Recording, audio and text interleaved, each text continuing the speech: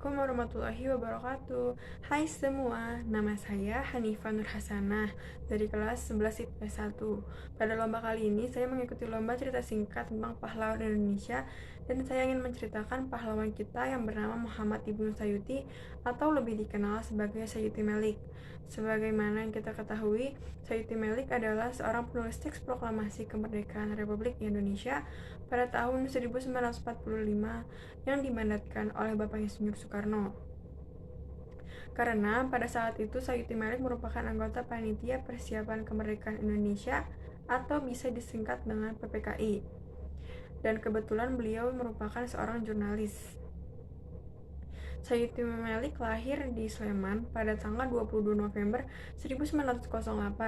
Ayahnya Abdul Muin, seorang kepala desa di Sleman, sedangkan ibunya bernama Sumilah. Sayuti Melik mempunyai seorang istri yang bernama Surastri Karma Trimurti.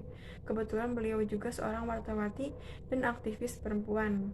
Keduanya menikah pada tahun 1938 dan menerbitkan koran pusat di Semarang. Mereka dikaruniai dua orang anak yang bernama Heru Baskoro dan Musafir Karma Budiman. Sayuti Melik memulai pendidikan di Sekolah Dasar Ongkoloro di Desa Serowolan. Namun pendidikannya di Ongkoloro hanya sampai kelas 4. Setelah itu Sayuti Melik melanjutkan ke Yogyakarta sampai lulus. Pada tahun 1920, Sayuti Melik kemudian melanjutkan ke sekolah guru di Solo. Ketika bersekolah di sana, Sayuti Melik belajar tentang nasionalisme pada guru sejarahnya yang berkebangsaan Belanda. Sayuti Melik juga mewarisi semangat nasionalisme dari sang ayah.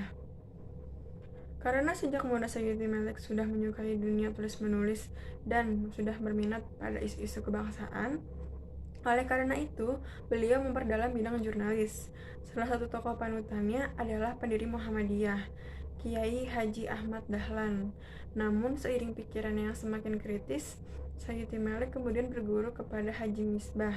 Haji Misbah juga seorang ulama terkenal di Solo. Sayuti Melik pertama kali mengenalnya ketika bersekolah di Solo lewat tulisan-tulisannya di majalah Islam Bergerak atau Medan Muslimin. Sebagai seorang penulis, Sayuti Melik kerap menuliskan pemikiran-pemikirannya dan dikirim ke berbagai surat kabar. Karena tulisan-tulisan pergerakan tersebut, Sayuti Melik sempat ditahan oleh Belanda ketika usianya baru 16 tahun.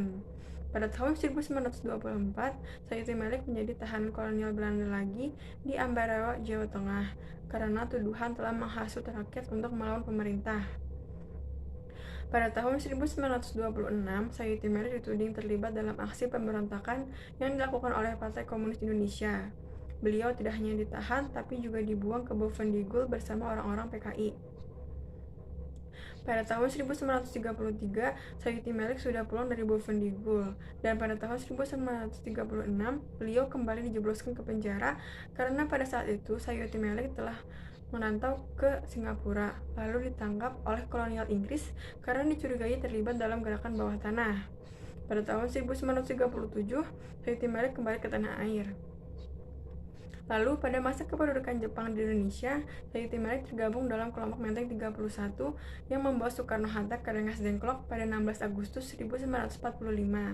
Pada peristiwa itu, mereka meyakinkan Soekarno bahwa Jepang telah menyerah tanpa syarat kepada sekutu dan para pejuang telah siap untuk melawan Jepang dalam rangka perebut kemerdekaan.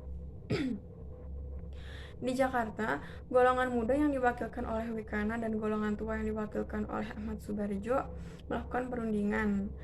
Mereka sepakat untuk melakukan proklamasi kemerdekaan di Indonesia di Jakarta. Konsep naskah proklamasi kemerdekaan Indonesia disusun oleh Insinyur Soekarno, Muhammad Hatta, dan Ahmad Subarjo di rumah Laksamana Tadasi Maeda di Jalan Imam Bonjol nomor 1 Jakarta Pusat. Wakil para pemuda Sayuti Melik dan Soekarni turut menyaksikan peristiwa tersebut. Dalam suasana tegang itu, Sayuti Melik sedikit memberi gagasan yakni agar teks proklamasi ditandatangani langsung oleh Insinyur Soekarno dan Muhammad Hatta saja atas nama bangsa Indonesia. Usulnya pun diterima. Insinyur Soekarno memerintahkan Sayuti Melik untuk mengetiknya. Beliau juga berperan dalam pengubahan kalimat wakil-wakil bangsa Indonesia menjadi atas nama bangsa Indonesia. Keesokannya, pada tanggal 17 Agustus 1945, Insinyur Soekarno memproklamasikan kemerdekaan Republik Indonesia di Jakarta. Pada 27 Februari 1989, Sayuti Melik menghembuskan nafas terakhir setelah setahun sakit dan dimakamkan di Taman Makam Pahlawan Nasional Utama Kalibata di Jakarta Selatan. Demikian cerita singkat dari pahlawan Indonesia kita yang bernama Sayuti Melik, yang merupakan penulis naskah teks proklamasi kemerdekaan Republik Indonesia tahun 1945. Terima kasih. Wassalamualaikum warahmatullahi wabarakatuh.